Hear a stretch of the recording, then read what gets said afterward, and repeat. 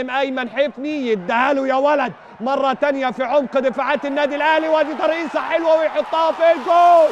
جول جول جول جول. عملها الفرسه الشقيه، عملها الفرسه الشقيه وحط هدف عالمي، هدف عالمي بمهاره كبيره فرديه بعد تمريره ذكيه من الحريف. الفرسه الشقيه تصول وتجول وبتضع اجمل جول في الدقيقة 59. بص شوف الرواية، بص شوف الحكاية، عملها بكفاءة كبيرة جدا جدا ومهارة عالية جدا جدا.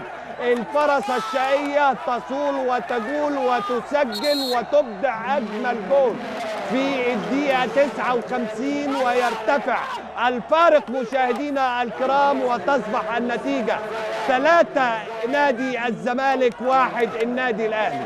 اللعيب لعيب، والكرة الحلوة والمهارة الحلوة من أقصر الطرق بتبان، واللدغة الذكية عن طريق الفرسة الشقية بتضيف الهدف الثالث مشاهدينا للفارس الأبيض علشان